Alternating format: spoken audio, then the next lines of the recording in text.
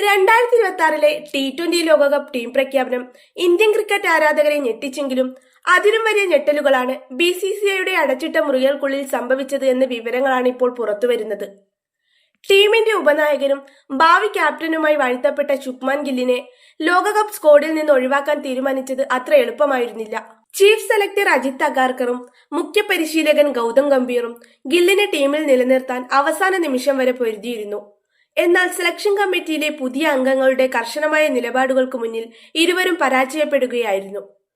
പ്രമുഖ മാധ്യമപ്രവർത്തകൻ രാജീവ് മിശ്ര തന്റെ യൂട്യൂബ് ചാനലിലൂടെ വെളിപ്പെടുത്തിയ വിവരങ്ങൾ ഇന്ത്യൻ ക്രിക്കറ്റിലെ അധികാര സമവാക്യങ്ങൾ മാറുന്നതിന്റെ സൂചനയാണ് നൽകുന്നത്. സാധാരണഗതിയിൽ ഇന്ത്യൻ ടീം സെലക്ഷനിൽ കോച്ചിന്റെയും ക്യാപ്റ്റന്റെയും പിന്നെ ചീഫ് സെലക്ടറുടെയും വാക്കുകൾക്കാണ് മുൻഗണന ലഭിക്കാറുള്ളത്.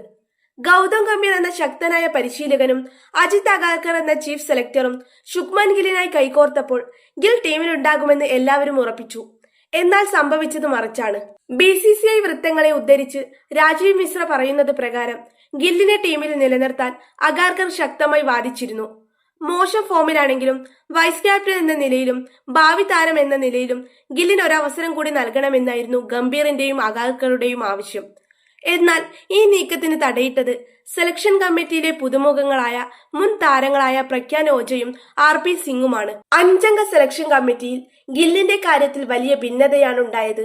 പ്രഗ്യാൻ ഓജയും RP സിംഗും ഗില്ലിനെ T20 ലോകകപ്പ് ടീമിലെടുക്കുന്നതിനെ ശക്തമായി എതിർത്തു. കണക്കുകൾ നിരത്തിയായിരുന്നു അവരുടെ വാദം.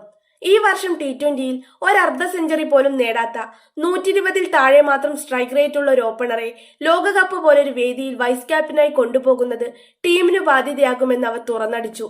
ഇവിടെയാണ് ഭൂരിപക്ഷ വോട്ട് നിർണായകമായത്. ഓജയ്ക്കും RP സിംഗിനുമൊപ്പം മറ്റൊരു സെലക്ടർ കൂടി ഗില്ലിനെ ഒഴിവാക്കണമെന്ന നിലപാടിനൊപ്പം നിന്നു. ഇതോടെ 5 അംഗ കമ്മിറ്റിയിൽ ഗില്ലിനെ എതിർക്കുന്നവർ 3ഉം അനുകൂലിക്കുന്നവർ 2 പേരുമായി മാറി. ജനാധിപത്യപരമായ ഈ തീരുമാനത്തിന് മുന്നിൽ ചീഫ് സെലക്ടർക്കും കോച്ചിനും വഴങ്ങേണ്ടി വന്നു. മുൻകൂട്ടി തയ്യാറാക്കിയ തിരക്കഥ. സെലക്ഷൻ മീറ്റിംഗിന് മുമ്പ് തന്നെ ഗില്ലിനെതിരെ ശക്തമായ നിലപാടെടുക്കാൻ ഓജയും RP സിംഗും തീരുമാനിച്ചിരുന്നു എന്നാണ് റിപ്പോർട്ടുകൾ. അതുകൊണ്ടാണ് ഗില്ലിനെ ടീമിൽ നിന്ന് ഒഴിവാക്കുന്ന കാര്യം അഗാർക്കറിനെ മുൻകൂട്ടി താരത്തെ അറിയിക്കാൻ സാധിക്കാതിരുന്നത്. സാധാരണ വൈസ് ക്യാപ്റ്റനെ മാറ്റുമ്പോൾ ചീഫ് സെലക്ടർ നേരത്തെ സൂചന നൽകാറുണ്ട്. എന്നാൽ ഇത്തവണ മീറ്റിംഗിൽ വെച്ച് അപ്രതീക്ഷിതമായ എതിർപ്പ് ഉയർന്നപ്പോൾ അഗാർക്കർ പോലും നിസ്സഹായനായി പോയി. ഏഷ്യ കപ്പ് മുതൽ തുടങ്ങിയ അനീതി. ഗില്ലിനെ ഒഴിവാക്കാൻ സെലക്ടർമാർ ചൂണ്ടിക്കാട്ടിയ പ്രധാന കാരണം സഞ്ജു സാംസണോട് കാണിക്കുന്ന അനീതിയായിരുന്നു. ഏഷ്യ കപ്പ് മുതൽ ഇന്ത്യ T20 ടീമിൽ വൈസ് ക്യാപ്റ്റനായി ഗിൽ തിരിച്ചെത്തിയതോടെയാണ് സഞ്ജു സാംസൺ എന്ന ഓപ്പണർക്ക് സ്ഥാനം നഷ്ടം.